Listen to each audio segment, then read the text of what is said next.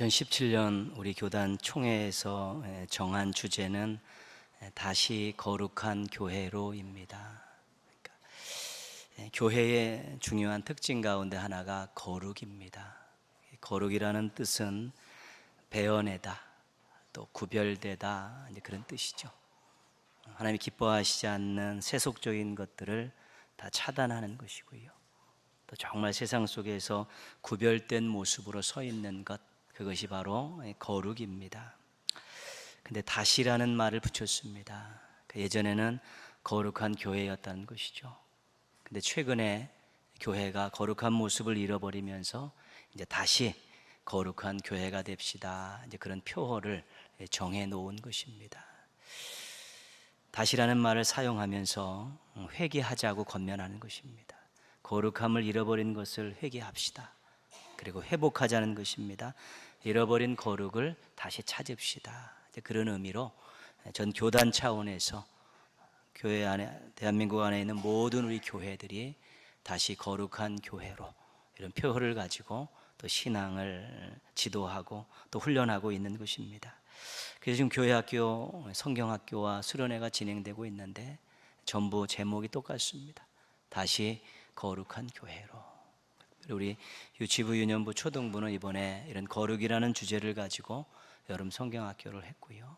다른 부서들도 좀 다른 주제를 갖고 있지만 전부 비슷한 개념입니다. 그래서 우리 아이들이, 자녀들이 거룩이라는 주제를 가지고 지금 훈련을 받고 또 신앙에 대한 새로운 면들을 가꾸어 가고 있는데, 우리 어른들도 또 부모 세대들도 이 거룩에 대한 것에 대한 다시 경각심을 가지고 또 이것을 삶의 신앙에 잘 장착해서 우리 자녀들이 배운 것들을 또 잘 실천해 갈 수 있도록, 또 자녀들과 더불어서 함께 잘 신앙생활 할 수 있도록, 또 그래서 교회가 전체적으로 거룩을 회복하는 아름다운 교회가 되었으면 하는 마음으로 또 오늘 말씀을 나누고자 합니다. 건강한 신앙, 거룩한 삶을 만드는 것은 성도들에게 있어서나 교회에 있어서나 굉장히 중요한 것입니다. 신앙이 건강하고 또 삶이 거룩해야만이 하나님이 기뻐하실 수 있고 하나님께 온전히 쓰임받을 수 있기 때문에 그렇습니다. 동행의 모든 가족들이 건강한 신앙, 거룩한 삶을 만들어 가시기를 주님의 이름으로 부탁드리겠습니다. 하나님께서 이스라엘 백성들을 애굽에서 구원하셨습니다. 그리고 시내산으로 데리고 가셔서 언약을 맺으시면서 하나님의 백성으로 삼으셨죠. 하나님의 백성으로 삼으신 다음에 율법을 주셨습니다. 율법은 하나님의 백성들이 마음에 새기고 지켜야 할 하나님의 말씀입니다.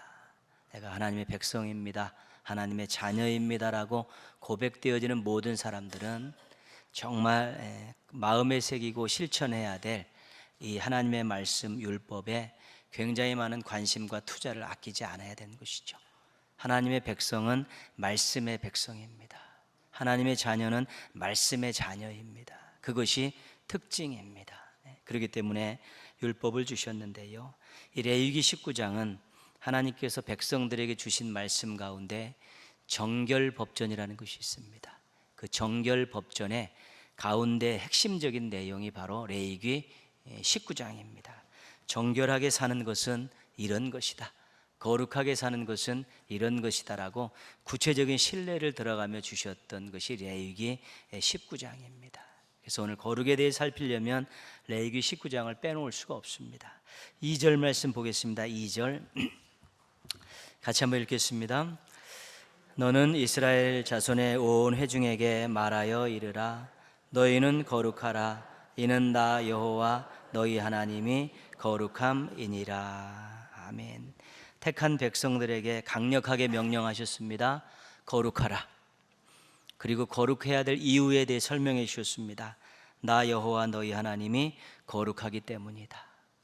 한 문장으로 만들면요, 나 하나님이 거룩하니까 나의 백성인 너희도 거룩해야 된다, 그렇게 말씀하고 계신 것이죠.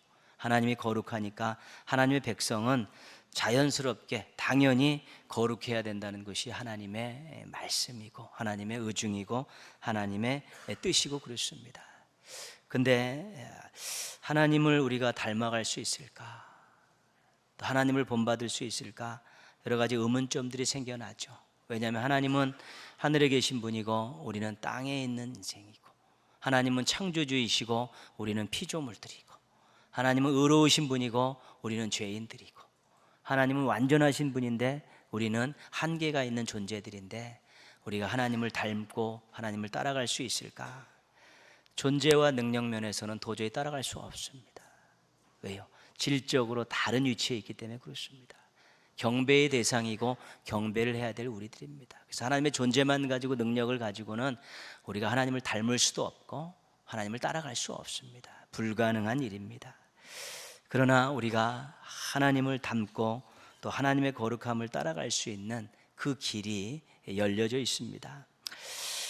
하나님과 다른 신들, 고대 근동의 신들과의 그 차이점을 한 가지 살펴보려고 합니다. 우리가 고대에 있었던 신들, 신화에 나오는 신들, 그 신들에게 중요한 것은 뭐냐면, 제사를 드릴 때 제사를 드리는 사람들이 바치는 제물에 관심이 있습니다. 좋은 제물을 드려야, 많은 제물을 드리면 기쁘게 연락해서 화도 풀고 또 복도 내려주고 그렇습니다. 심지어는 좋지 않은 제물을 드려서 그 제물 때문에 진노하기도 하죠. 이 고대의 신들은 다 이기적인 모습들을 가지고 있습니다. 그런데 우리 하나님께서는 제물을 드리는 사람의 관심이 더 많으십니다. 가인과 아벨 이야기가 창세기 4장에 나오죠. 가인이 농사를 짓고 아벨이 양을 쳐서 첫 수확을 하나님 앞에 제사로 드렸는데, 가인의 제사는 받지 않으시고 아벨의 제사를 받으셔서 가인이 화가 나가지고 아벨을 죽이는 인류 최초의 살인이 제사 때문에 일어났습니다. 근데 왜 하나님께서 가인의 제사를 받지 않으셨을까? 왜 아벨의 제사를 받으셨을까? 많은 설명 가운데 우리가 많이 들었던 설명은 제물 때문에 그렇습니다. 피의 제사를 드렸기 때문에 하나님이 받으셨다는 것이죠. 그러나 다 자기의 직업의 첫 소산을 드리는 것이죠. 아벨은 목축을 했기 때문에 양을 잡아드리고, 가인은 농사를 지었기 때문에 농산물로 드린 것입니다. 제물에 대한 문제가 아닙니다. 성경에는 이렇게 되어 있습니다. 아벨과 그의 제물은 받으셨으나 가인과 그의 제물은 받지 아니하신지라. 하나님이 그 제물을 받으시면서 그 제물을 드린 사람의 삶까지 보고 계신 것입니다. 그들이 정말 거룩하게 살고 하나님 뜻대로 살려는 그런 모습들을 가지고 드리는 제물이, 그 제물 속에 그의 삶이 얹어지는 것입니다. 그런데 뒷부분을 보면 가인은 그렇게 살지 못했습니다. 죄를 짓고 방탕하게 살면서 하나님께 제물을 드리니까 받지 않으신 것입니다.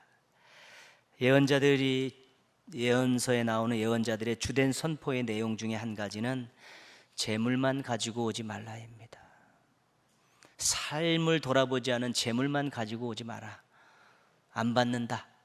냄새도 싫다. 쳐다보기도 싫다.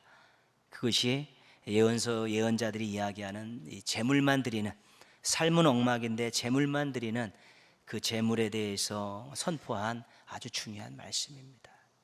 하나님은 재물만 받고 끝, 그게 아니라 재물을 드리는 그 사람들이 정말 아름답게 살고 멋지게 살고 행복하게 살기를 원하셔서 그 제물을 받으시면서 그의 삶까지 점검해 주시는 것이죠. 그래서 제물을 드리는 사람은 자신의 삶을 잘 준비해 갖고 드리는 것, 그것이 구약 제사의 핵심적인 내용인 것입니다. 하나님은 욕심이 없으십니다. 왜? 다 하나님 것인데요. 그 제물에 별로 욕심이 없으시죠. 하나님은 제물을 드리는 그 하나님의 사람들에게 관심이 많으신 것입니다. 잘 되기 원하실 뿐만 아니라 제대로 살기를 원하신 것이지요. 그것이 하나님입니다. 제물을 받으시면서도 어떻게 살았느냐, 정말 잘 살았느냐, 정말로 많은 사람들에게 해를 끼치지는 않았느냐, 하나님의 관심이 거기 있던 것이죠. 제물을, 제사를 잘 드리는 사람은 당연히 삶을 잘 돌아볼 수밖에 없게 되는 것입니다. 하나님은 제물을 받으시면서도 제사를 드리는, 그 제물을 드리는 사람들을 먼저 생각하고 계셨다는 것이죠. 그것이 다른 신들과의 아주 현격한 차이고 가장 큰 차이가 되는 것입니다. 하나님께서 아브라함을 택하셨습니다. 그리고 애굽 땅에서 이스라엘 백성들을 번성하게 하셨습니다. 그리고 400년 동안에 살았던 그 애굽에서 구원해 내셨습니다. 시내산에서 그 많은 잡족들을 모아가지고 하나님의 백성을 삼으셨습니다. 그리고 40년 동안 광야 생활할 때 구름기둥과 불기둥으로 인도하시며 의식주를 해결해 주셨습니다. 가나안 땅에 정착할 수 있도록 땅을 주셨습니다. 그리고 하나님 앞에 나올 수 있도록 성막과 제사를 열어주셨습니다. 하나님의 뜻을 알 수 있도록 율법을 주셨습니다. 이 하나님께서 하셨던 이 모든 일들은 하나님께서 자발적으로 하신 것입니다. 주체적으로 하신 일이고 백성들을 사랑하는 마음을 가지고 하셨던 일들입니다. 그러니까 하나님이 하신 모든 일은 다 백성들을 사랑하는 마음을 가지고 하셨던 일이죠.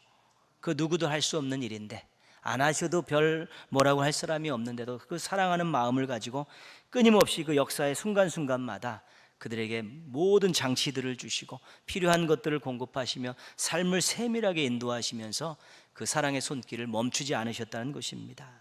그 하나님은 사랑이 넘치십니다. 그 사랑을 주지 못해서 안달이 나셨습니다. 근데 말로만 생각으로만 사랑하시는 것이 아니라 친히 수고와 희생을 하시면서 사랑을 베풀어 주셨습니다. 이런 면에서 하나님은 우리들이 닮을 수 있는 여지를 주신 거룩하신 분입니다. 우리가 거룩하신 하나님처럼 거룩하고 싶다면 하나님처럼 다른 사람을 먼저 생각하는 그런 마음들을 갖고요, 필요한 것들을 공급해주고 배려해주는 그 사랑을 베푸는 그런 삶을 살게 될 때 우리가 하나님이 말씀하신 너희는 거룩하라, 이는 나 여호와 너희 하나님이 거룩함이라는 이 명령에 순종할 수 있는 것입니다.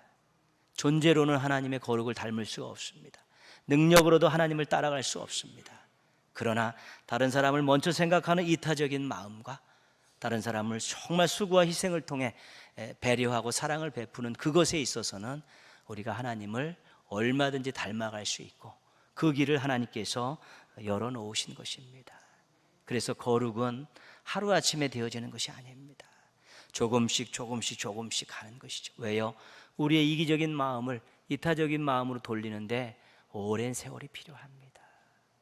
그리고 수고와 희생을 통해 누군가를 사랑하면서 계속 배려하고 나갈 때도 굉장히 많은 훈련들이 필요한 것입니다. 그래서 우리가 거룩해지는 것입니다. 매일매일 조금씩 거룩해지면서 주님 부르실 그날까지 살아가는 것입니다. 하나님이 그것을 알고 계시기 때문에 너희는 거룩할 수 있다. 내가 거룩하니까 내가 남을 생각하고 사랑하는 마음을, 그 사랑하는 행동들을 너희가 따라하고 그것을 닮아가면 너희들 나처럼 거룩하게 살 수 있다라고 가능성을 열어주시고 약속을 허락해 주신 것입니다. 거룩하신 하나님처럼 거룩하고 싶으시면 이타적인 생각과 사랑하는 행동을 잘 훈련하시고 그래서 매일매일 하나님을 조금씩 닮아가는 우리 거룩한 백성들 되시기를 주님의 이름으로 축복합니다.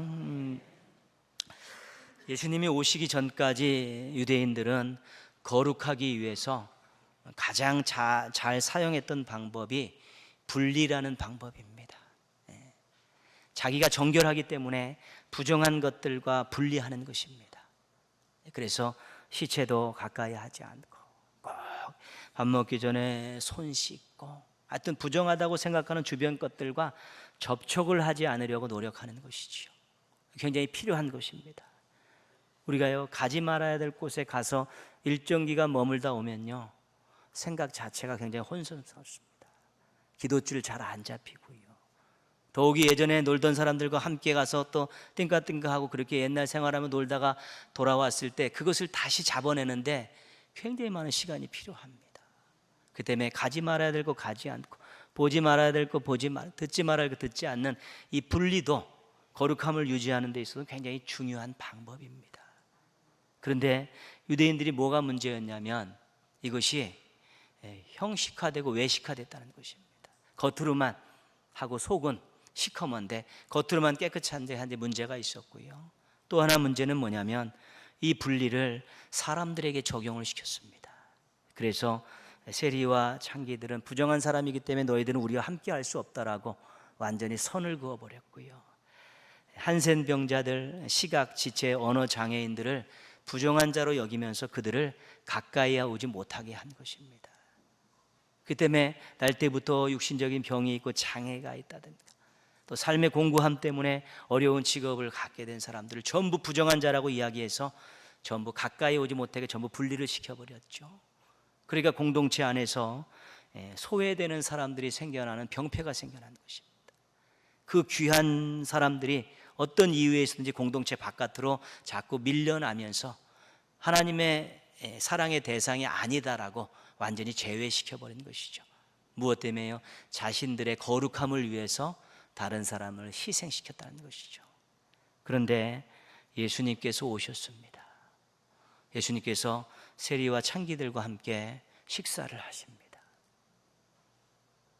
한센병자 또 여러 지체 장애인들 찾아가서 만지시고 안수하시면서 그들의 병을 고치시고요, 장례 행렬을 멈추시고 시체에 손을 얹고 기도하시면서 그를 살리시고요, 그러면서 구약의 모든 율법에서 부정한 자라고 다 도외시했던, 소외시켰던 사람들을 예수님께서는 친히 찾아가서 그들과 접촉을 시도하시면서 그들에게 새 삶을 열어놓으신 것입니다. 그래서 이 분리라는 방법이 사람에게 적용되는 것을 예수님께서는 반대하신 것입니다. 오히려 거룩함을 가지고 부정한 사람들을 가서 접촉해서 그들을 거룩하게 만들라는 것이 그 예수님의 뜻이셨죠. 그래서 산상수훈에 이렇게 말씀합니다. 너희는 세상의 빛이다. 너희는 세상의 소금이다. 세상 속에 들어가서 사람들 사이에서 영향력을 끼치고 살라는 것이죠. 어둠에 있던 사람들에게 빛을 비춰주고요, 썩어가는 세상에 맛을 잃고 살아가는 거기에 맛을 비추면서, 그래서 신앙인들이 가는 곳에, 교회가 세워지는 곳에 정말 거룩한 역사가 일어나기를 원하신 것이 예수님께서 이 땅에 오셨다 했던 아주 귀중한 일의 모델이 되는 것입니다. 그래서 우리가 일정 부분 믿음이 부족해서 격리시키고 분리해야 되는 부분이 반드시 존재합니다. 그러나 우리를 세상의 빛이라 소금아로 말씀하신 이유는 세상 속에 들어가서 그 부정한 것들을 바꾸는, 어두운 것들을 바꾸고 잘못된 것들을 고치는 그런 긍정적인 거룩함을, 적극적인 거룩함을 요구하셨다는 것을 우리는 잊지 말아야 되는 것입니다. 그런데 예수님의 이런 삶의 모습이 신약에서 갑자기 나온 것이 아니라는 것입니다. 원래 하나님께서 주신 말씀 속에 있었던 것입니다. 근데 그들이 그러한 모습들은 별로 신경 쓰지 않고 엉뚱한 것 가지고 거룩하게 살겠다고 분리하는 것으로만 너무 신경을 쓰다가 보니까 하나님의 참된 거룩의 삶의 모습들을 잃어버리게 된 것이죠. 오늘 레위기 19장을 길게 읽었습니다. 이 속에 거룩하게 사는 방법들 다 들어가 있고요, 어떤 것이 거룩한 삶인가를 다 보여주고 있습니다. 9절 10절 말씀 같이 읽겠습니다. 너희가 너희의 땅에서 곡식을 거둘 때에 너는 반 모퉁이까지 다 거두지 말고 내 떨어진 이삭도 줍지 말며 내 포도원의 열매를 다 따지 말며 내 포도원에 떨어진 열매도 줍지 말고 가난한 사람과 거류민을 위하여 버려두라. 나는 너희의 하나님 여호와이니라. 아멘. 자신이 땀 흘려 1년 내내 농사에 수고해서 농사를 지었고요, 수확을 합니다. 수확 다 해서 자기 창고에다 다 넣고 또 물물 교환하고 팔 수도 있는 것이죠. 근데 하나님께서는 다 거두지 말고 모퉁이 좀 남겨둬라. 그리고 거두다가 땅에 떨어지는 것은 주지 말라. 그렇게 말씀하시죠. 왜냐하면 가난한 사람들, 나그네들, 고아들, 일용할 양식 때문에 고통당하는 사람들이 그 추수한 밭에 와서 그 배지하는 것, 추수하지 않은 그것 가지고, 떨어진 것 그거 가지고 그들이 일용할 양식을 해결할 수 있도록 냅두라는 것입니다. 하나님의 말씀의 뜻은 뭐냐면 수확하면서 다른 사람을 좀 생각하라는 것입니다. 그래서 수확한 것 중에서 일부는 다른 사람을 배려해서 조금 띄워놓으라는 것입니다. 다른 사람을 생각하는 마음, 다른 사람을 위해서 자기 것을 조금 희생하는 그런 모습들, 하나님의 모습입니다. 하나님이 택한 백성들에게 하셨던 그 모든 삶의 모습들이 바로 이런 데서 그대로 나타낼 수 있다는 것입니다. 다른 사람을 생각하고 사랑을 행동으로 보이셨던 그 하나님께서 이런 것들을 실천하면서 너희도 나처럼 거룩하게 살아라, 그렇게 말씀하고 있는 것이죠. 실질적으로 유대인들은요 64분의 1을 어려운 사람들을 위해서 자기 소득의 64분의 1을 띄어서 그들은 그것을 구제하는 데 사용하고 있습니다. 그들이 나름대로 너무 좀 외식적인 면도 많이 있지만 말씀을 지키는 데 있어서는 거의 그들은 탁월했습니다. 14절 말씀 같이 보겠습니다. 14절, 너는 귀먹은 자를 저주하지 말며 맹인 앞에 장애물을 놓지 말고 내 하나님을 경외하라. 나는 여호와이니라. 장애인에 대한 말씀이죠. 무시하지 말고 모멸감을 주지 말라는 것입니다. 이들의 권리를 인정하고 존중히 여기라는 것이죠. 그것을 하나님께서는 하나님을 경외하는 것으로 보겠다는 것입니다. 여러 가지 많은 육신적인 제약들을 가지고 태어나고 사고로 그렇게 되는 분들, 그렇다 할지라도 그것에 대해서 무시한다든가 모멸감과 권리를 박탈하고 존중히 여기지 않는 그런 모습들이 있으면 나를 경외하지 않는 것으로 받아들이겠다, 그렇게 말씀하시는 것이지. 그래서 인간의 외적인 것 가지고 그러지 말고 그 사람을 생각하고 사랑으로 대하라는 것입니다. 하나님처럼 거룩하게 사는 것이 또 사람들을 대하는 그 모습 속에서도 구현되어질 수 있는 것입니다. 13절 말씀 보겠습니다. 13절, 너는 내 이웃을 억압하지 말며 착취하지 말며 품꾼의 삭슬 아침까지 밤새도록 내게 두지 말며. 16절입니다. 너는 내 백성 중에 돌아다니며 사람을 비방하지 말며 내 이웃의 피를 흘려 이익을 도모하지 말라. 나는 여호와이니라. 아멘. 뒷담화하지 말라는 것이죠. 다른 사람의 권리를 함부로 취급하지 말라는 것이고 다른 사람의 소유를 빼앗지 말라는 것입니다. 타인의 무시하고 사랑과는 정반대의 행위를 하지 말라는 것이죠. 이렇게 해서는 절대로 거룩한 백성이 될 수 없다는 것입니다. 자신의 이득을 위해서 다른 사람을 희생시키면서 자신의 이득을 챙기는 이런 모습들, 자기를 높이기 위해서 다른 사람에게 뒷담화하는 이런 모습들, 이런 것들은 거룩한 모습이 아니니까 절대로 하지 말라고 아주 힘주어서 말씀하고 있는 것입니다. 새로 들어선 우리 정부가 75% 이상의 지지율을 보이고 있습니다. 나름대로 여러분들 다 생각하는 부분도 있죠. 모든 정책들이 다 국민들이 호응하지 못하고 또 공약들도 실은 100% 실천하는 정부는 거의 없습니다. 그러면서도 이렇게 처음에 이렇게 좋은 호감을 받을 수 있었던 것은 그 모든 모습들과 정책들 속에서 국민들을 배려하는 것들을 느끼기 때문에 그런 것입니다. 한 사람 한 사람을 소중하게 여기고 배려하는 그런 것들이 보여지고요. 어떻게 해서든지 강자의 횡포를 막고 약자를 도우려는 그런 모습들이 보이는 것입니다. 우리 모두 다 마찬가지입니다. 존중이 여김을 받고 싶습니다. 또 누군가에게 보호받고 싶고 누군가의 배려를 받고 싶은 게 우리 모든 사람들의 욕심이죠. 그런데 이 시대가 그렇지 않습니다. 존중이 여기지 않습니다. 조금만 힘 있으면 갑질해 갖고 사람들 다 묵살시키는 그런 일들이 허다하게 일어나고 있고요. 무관심하게 지나가는 일들도 많이 있고요. 서로 함께 무엇을 하면서 사랑을 나누는 이런 것들이 사라져가고 있죠. 그런데 이전 정부하고는 다르게 국민을 배려하고 더 회복시키려는 그런 노력들이 보이니까 호감이 있으니까 지지를 보내고 있는 것입니다. 그런데 그러한 모습들, 다른 사람을 생각하고 그 사람을 배려하면서 그 사람에게 사랑의 행동을 하는 이것이 하나님께서 우리들에게 요구하시는 거룩한 삶의 중요한 원칙이라는 것입니다. 그런데 그런 것들이 있으면 사람들은 다 좋아하게 되어 있습니다. 존중이 여기는데 누가 뭐라고 합니까? 배려하는데 누가 욕하는 사람이 어디 있겠습니까? 함께 하자고 손잡는데 그거 뿌리치는 사람이 어디 있겠습니까?